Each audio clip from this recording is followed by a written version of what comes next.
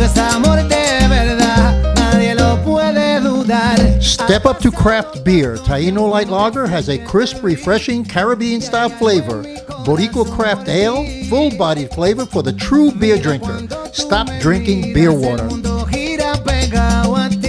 Taino Craft Light Lager and Boricua Strong Craft Ale. Feel the rhythm and come up to craft beer.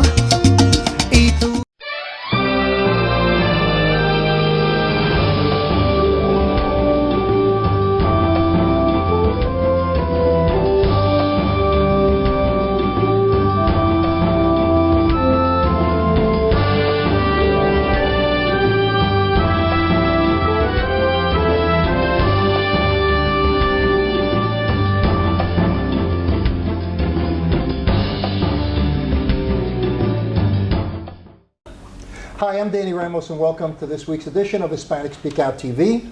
We've been on Spectrum Cable, Bright House, and before that Time Warner for 15 years here in Central Florida. We're sponsored by Spectrum Cable to bring community news and personalities to the Hispanic community. Let them know their history, let them know the current events. We have an interesting group over here today, and I'm going to introduce you to them. In the middle we have Trini Muestra Quiroz. She was born in Ecuador and New York City in 1964. She's an activist and was the first administrative assistant to a mayor on the Eastern Seaboard as a Hispanic. And then we have Jose Encarnacion Cepeda. He is attached to the old group, which is the Young Lords, and he is also involved with the Tito Puente Legacy project. And he's a master musician, and he's born in Harlem in New York City. And then we have Felipe Morales, which you probably know locally. He's one of the top Hispanic artists here in Central Florida, and he's a sculptor and artist. And he was born in Puerto de Tierra in Puerto Rico and then moved to the Bronx, and then he came down here to Central Florida. We have a tremendous grouping of Puerto Ricans and Hispanics that have come from New York to move into Central Florida, and I don't blame them because I found a better way of life. I lived in New York for 40 years. And I decided to come to Florida, and life here is a lot easier than it is up there. You have to make a living like in anywhere else. But I think the ambiance and the condition and the style of life is a little bit more appropriate for Hispanics because of the palm trees, because of the weather, and the beaches. So we kind of have found a natural place for us to live here in Central Florida. Trini, let's start off with you, okay? Ladies first. Yeah, ladies first, exactly. We were talking about in the old days in New York, and we all come from that era when the Young Lords, and that was in the 60s, even before the Civil Rights Act was passed. I believe it was passed in 65 or 68. And the Young Lords were a group of Puerto Rican activists who really, really protested and objected to the civil rights situation in New York City, the discrimination and racism that was rampant in New York City at that time. What do you remember about that era? I remember the marches, I remember the clamor for justice, and I remember these young men and women that were committed to justice. Mm-hmm. And they set the pausa, they set the example for all of us who dwell in social justice. I remember as a 15, 16-year-old girl, the injustices, as you said, the dwellings, the devastation of the buildings, like a bomb had fallen to it. And we said, why is it that our people have to live like this? And then, of course, there were two worlds, the world of the church that I belong to, and the world of the community. And both worlds, at one point or another, have to converge for social justice. And looking at the Young Lords and seeing what they did, and every other emerging politician, young and older, set the tune for what we have become for the last 55 years that I can remember. Things weren't the way they are today, but that's because everyone that put a sign grain in that immense beach of change, of social justice fabric, had an apportation, and that is why we can have a little better now, better housing, better jobs, better profession. Many of us went to college more than 40 years ago, And it's because the effort of those young men and women, many of them college people, some of them lawyers, turn out to be newscasters, people that were really thinking there's got to be something better. And that was the sample that we follow in our respected neighborhoods, because then I moved from New York to New Jersey, where I really developed and became a political figure. A lot of people, going back to the Young Lords again, they were considered terrorists almost by many of the mainstream society at that time, but they were really, really social, civil activists that were protecting the rights of the minorities. But they were considered terrorists at the time. They were considered, really off-the-chain people. And what do you remember, Jose, about the Young Lords at that time? Well, were you a Young Lord? No, I was a friend of the Young Lords, just to clear that up. And I still am a friend. And the history of the Young Lords goes further back to New York. Originally, the Young Lords were started in Chicago by, I just lost his name. But then it developed with Felipe Luciano and Juan Gonzalez, Mickey Melendez, and Yoruba Guzman, who then went off to become journalists, as she had just said. Then it became, they were called more of a gang than a terrorist group, because I think the word terrorism comes now later on after Palestinians and all that. But and at that time I was in the army. I had gotten drafted. So when I read about it in the Stars and Stripes, they would say, gangs are taking over the streets of New York. When realistically, when you read in between the line, I would have communicated with the folks back in the States. They were really politically activists to free Puerto Rico and the struggles of El Barrio. When I got drafted, I was already, before the Young Lords, I was already organizing tenants and Arnie Segarra, who we've talked about a number of times. So the Young Lords go back as a radical group, but we also have to remember that before the Young Lords, back in the 30s, you had women like Doctora Evelina Antonetti, who was part of that struggle. And you have Vito Marcantonio, who was also the city councilman of El Barrio, who was Italian, but he was a believer in Puerto Ricans and making sure that we had our civil rights contained. The Young Lords then, I guess, and you're right, the Young Lords then came on and improved education, improved medical care, bilingual instructions, which is happening now. It's been going on since the 60s and 70s. But I think that if it wasn't for the Young Lords and that movement, and you're absolutely right, Trinity, if it wasn't for that movement, it would be a lot worse. Again, Felipe Luciano became an award winner as a journalist, and he stumbled into journalism. Juan Gonzalez, who wrote for the Daily News till recently when he just retired. He's now a professor at Rutgers University. Yoruba Guzman, who's also became a journalist and worked for CBS TV. And those were key positions that we were needed to be put in. Totally, have we improved? I guess we have, but we still have a lot of work to do. We're still living in a colonialized society as Puerto Ricans. We have no rights to vote, and we're American citizens. So there's still a lot of work and a lot of questions that I have in my mind. I lived in Puerto Rico. I worked for the governor, and here I lose my right as a Vietnam veteran, as a veteran, and as an American, or as I call myself, American, that we have no rights. And how we're the only population that I know of that we're Americans, but we can't vote for the presidency. And people say we don't pay taxes. Well, I was just in Puerto Rico. I go all the time. And in November, the gasoline is higher than New York, higher than here in Florida. The beer food is higher than here. And if it wasn't for the food and the stuff coming from Jacksonville, Florida, Puerto Ricans would have to starve. So I think there's a lot of work that still has to be done in our community. Sure, there's been somewhat of improvement, but if you talk to people who live in the projects in New York City today, the issues are really, really bad. We go back a long way, all of us go back a long way, back into the 60s, 70s, and 80s in New York, when Cuomo, the father Cuomo was governor. And, the years when Abe Beame was mayor and Koch was mayor. And I used to go to all of these meetings at New York State Department of Economic Development, and we used to talk about the same things we're talking about now in the community. I mean, people back then, 40, 50, 60 years ago, they were talking about, we need better education. We need better economic opportunity for, I'm talking about the Puerto Rican community primarily. So, and we need better opportunities for Puerto Ricans. We need jobs, we need training. We're not, you know, the educational situation. And I go to these meetings now, and it's like I'm seeing people that are in their 30s and 25, 30 years old talking about the same stuff that we were talking about in New York City in 1965, you know, or 1970. So the issues have not changed. There's still a big gap in the assimilation and the economic opportunities for the Puerto Rican community. What do you think that is? Why, you know, is because Puerto Rico is an island, they don't, you know, it actually holds us back from assimilation? Why do you think that is? I think is that we haven't shown that we can be independent.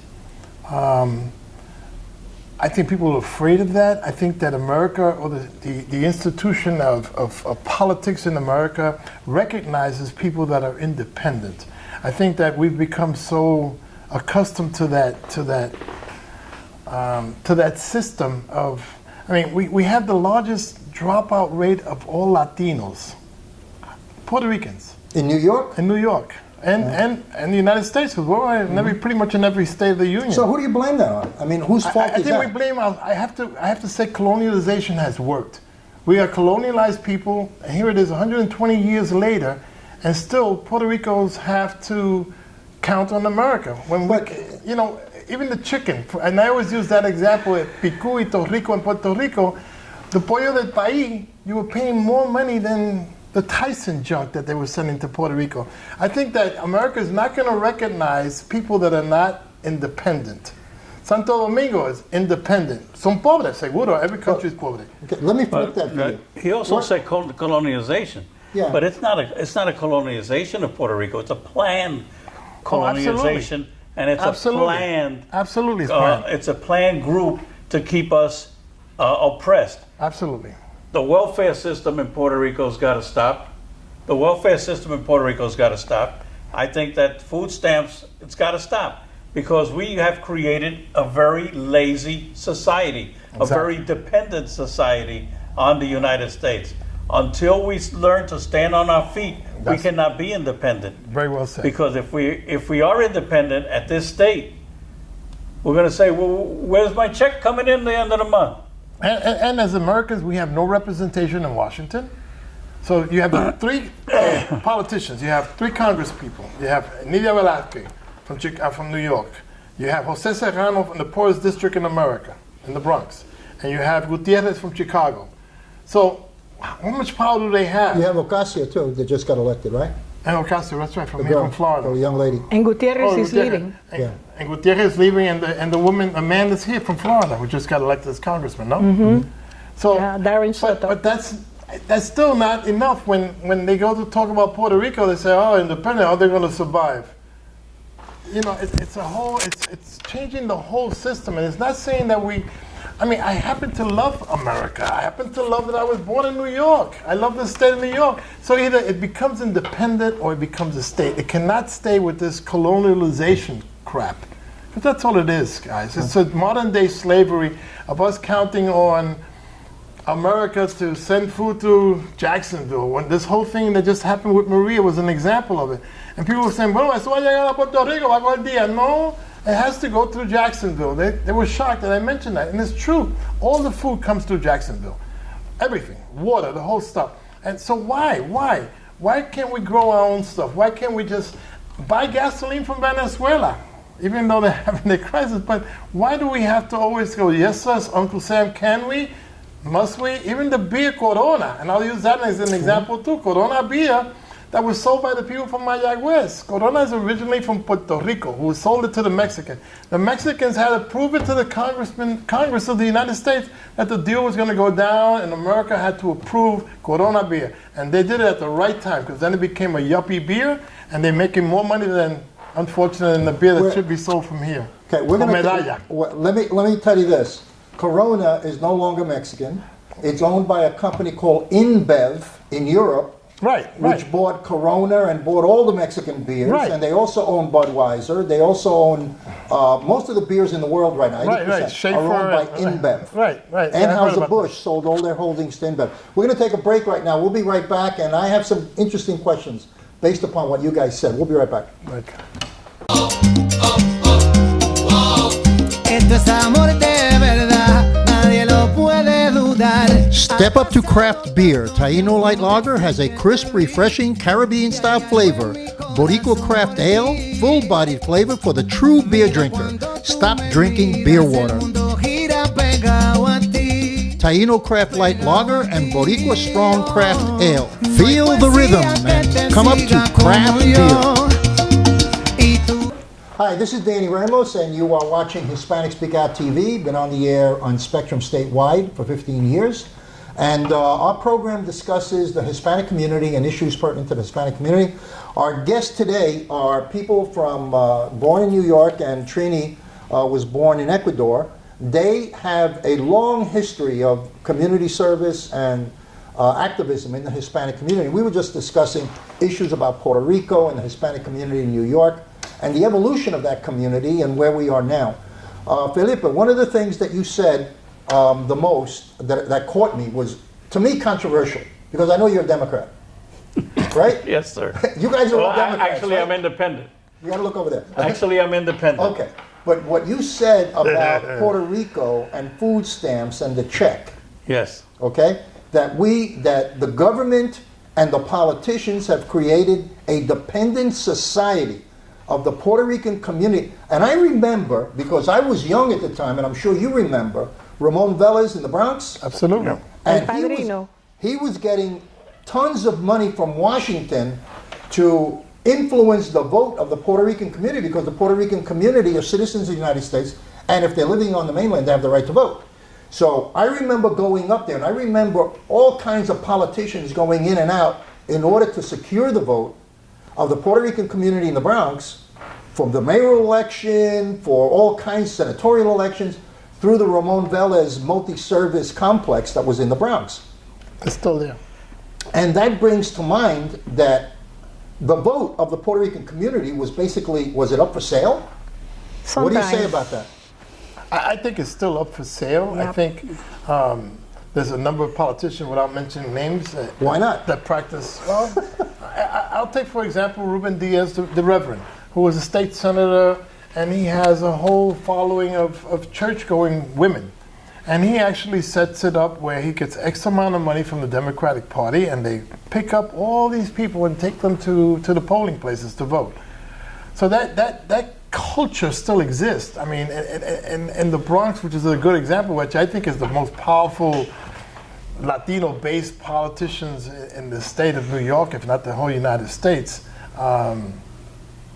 where that machine that you're talking about, Ramon Velez, who was a machine himself, he was like the godfather. He was the person. He was city council. He was the guy you went to for Desfile Puerto Riqueño, the guy you went to for any Hospital board. hospital, the Lincoln Hospital, which is the new one that's there now, was Ramon Velez.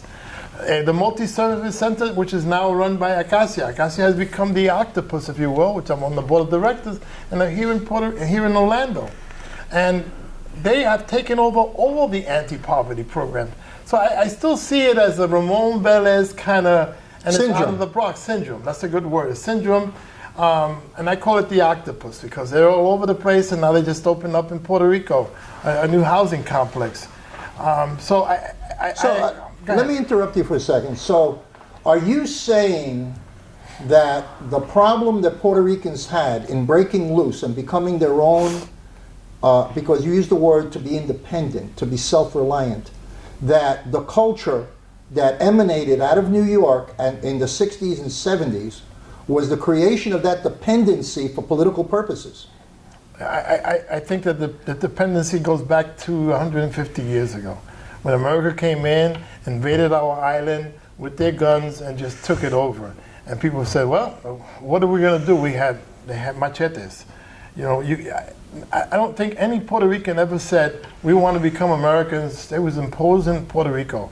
I mean, from Don Pedro Albizu Campo, who from the 20s and 30s, who was a brilliant man. His name is still being recognized in a lot of people's places' office. You see that name. And when he came up, and he was going to Harvard, and he helped write the Constitution for the Irish in the island. And it just kept going. The machine kept going. They went and got Muñoz Marin. I'm going to rattle a little bit Muñoz Marin. He was living in the village. He was a poet. He was carrying on. They brought him in. And the Commonwealth, pan libertad, is that the way it works? Pan libertad, que más? There's another word there that's missing. Tierra, libertad, tierra, pan y libertad. None of that stuff. They were giving pieces of bread and they were going around buying off the boats and making sure that Puerto Rico would stay the same way. But that's you're saying, and all of you are saying, that's still happening in the Bronx. Absolutely. Still happening in the Puerto Rican community and Puerto Rico. Okay. Is it And Puerto happening Rico. here in Orlando? Somehow it's Or in beginning. Kissimmee, in Osceola, in Orange? I think so. Yes, I think yes. You think so? The- I think that colonialization still exists. But are That mentality. The Are mentality Puerto of Rican dependence. leaders here controlling and selling their constituency like they did in the Bronx years ago? I can't talk about that. I've only been here. What about you, Trina? What do you think? Not quite yet because it's all new. I mean, one of the strongest is Osceola County, Right. where they have some history since the late Guevara, when he was the first commissioner. But they are coming up because, like for example, I work with the homeless, the women with the children that are abandoned on the streets. I cannot see elected officials that were elected on a platform to help their people, their community, voting no to have centers to help the homeless. I've been to the city commission meetings, to the county commission meetings, and there is only one person at the county and two at the municipal level. I see that as a cruelty because there is a saying that says that the greatest cruelty is our casual disregard to the suffering of others. And so they are beginning to pick up what happened in other areas because they knew they under 50. They're not like us that we are on our 70s and we had a history. And I wanted to piggyback on the young lord stuff. I'm a political scientist. I graduated from Rutgers University 40-some years ago. And since then, I have been a political staple nationwide. I have advised and helped people from the national level to the local level. And let me tell you, these labels that they put on community activists like the Young Lords and many others are just labels to discredit them because those are the ones that I guess nature has illuminated to think out of the box. And we learn. That's why the greatest college graduates was in the 60s and the 70s. And sometimes in the 80s, because we saw the example of those.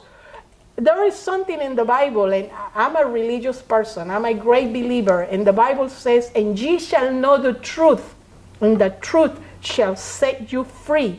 Once you know the truth, what is being done, let's talk about Orange County, one of the richest counties in Central Florida. They talk about billions of dollars. I was at a meeting on the 18th of December where they got the audacity to give out millions of dollars, but one particular thing caught my eye. $748,000 for a play. Some dumb play. You know, I was a patron of the arts in New York. I know what being in the arts is about. But when you have women and children suffering in 45 degrees temperatures in the streets of Orlando, that is boasting as a world-class city, that is downright criminal. So this is why we need leaders that can really do what they say they're going to do and do what they said when they got elected. Well, hopefully with this new congresswoman, as much as they've now showing that she danced on the roof when she was a college student, thank God she danced. But to go back a little bit, I have no problem again. I was born and raised in the state of New York. If Puerto Rico were to become a state, which is not going to happen in our time, I'm 70 years old, it's not going to happen, people. Esa pajarito se murió. That bird died a long time ago. That would mean 2 United States senators. We have no Hispanic senators. We would have to have at least 8 to 15 congressmen or congresspersons in Puerto Rico. So now imagine, you have 2 United States senators. 2 United States senators. That would change the whole look of the U.S. senators. Right now, they're all Caucasians. Right now, as we speak, 2019, all Caucasians. How many Puerto Ricans? From the 3 poorest districts, like I said before, New York, the South Bronx, Brooklyn, which is Nidia, and against Chicago is Gutierrez, and now Acosta, Ocasio. I call her Alexandra. And so that still doesn't give you the power. The U.S. Senate is the next thing to the presidency. And again, if they would have wanted to make Puerto Rico a state, they would have done that a long time ago. People say, no, votamos ya que si va. We got to vote and we already did in the referendum. That's not going anywhere. It goes by the master's rule, and the master sits in Washington, D.C. And that's not going to happen. Washington, right now, I'm sorry, but Alaska and Hawaii, Hawaiians have been trying to get out of that so-called deal. You look at 60 Minutes, look at what Hawaii, they can't afford to keep paying lawyers to get out of being a state. They thought they got the raw end of that deal by becoming a state. And the only other reason, the only other two people that can become, or the other countries that can be state, is Washington, D.C. Washington, D.C. is not a state. It is a district. It's also a commonwealth. And Puerto Rico. So when you think about that, why is Washington, D.C. not a state? And what power would that make? So the deal was made years ago by Jesse Jackson when he came in and became that senator when he was getting paid $1 a year, if you recall that. And the deal was because Romero Barceló was getting closer. He was getting closer with the statehood thing. He was paying off, and people were paying him off to give up that power and he was actually lobbying like crazy to make Puerto Rico a state. So Washington, los Moreno Americanos, the African Americans came in with Jesse Jackson to work it out where you would have to make 2 at a time, because it's always 2 at a time in this country, would be Washington, D.C. and Puerto Rico. And another 2. Now Washington, D.C. with the regentrification has become another world. And it's all African American at one time. We're going to be out of time in 2.5 minutes, 3 minutes. Wow. What do you think is going on with the Puerto Rican kids here in Central Florida? Oof. In other words, I know that there's a disconnect from their culture, from their heritage, from the arts, recognized from the music, because they're transferring into other themes of music. I know that a lot of Puerto Rican artists and a lot of Puerto Rican musicians keeping, the culture alive.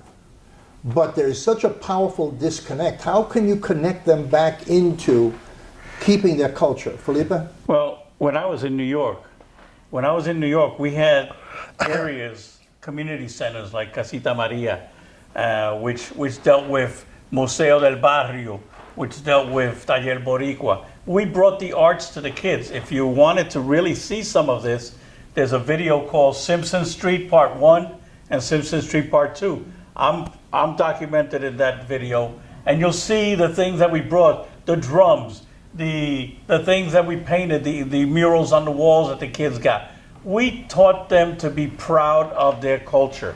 We need a heritage center here in Florida in order to be able to teach these kids. Well, who's going to pay for it?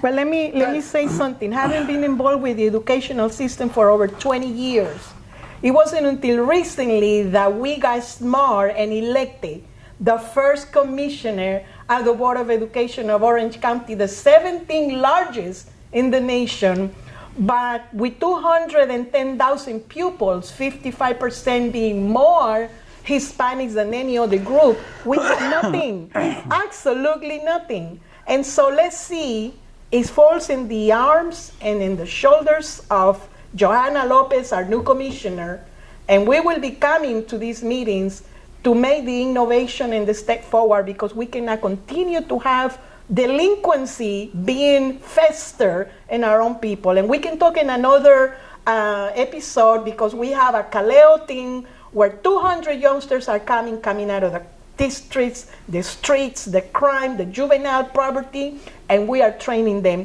And that's something close to my heart, because without education, you are destined to perish. Okay. I think that the times are different. Back then when we were growing up in New York City, for instance, you had the nightclubs, you had a different kind of set of living. You had Puerto Ricans that were coming fresh that didn't speak English. That were the pioneers that were teaching us that you had to learn Spanish, that you had to know who Tito Puente was, who Noto Morales was, who these guys were that were playing the music, and now it doesn't exist. We have to cut it off right now. We talked for a full half hour, sorry. and I'd love to do it again, because we're talking about things that people don't talk about. Correct. And we're Absolutely. going to bring you guys back whenever you want. This is Danny Ramos on Hispanic Speak Out. We'll see you next week.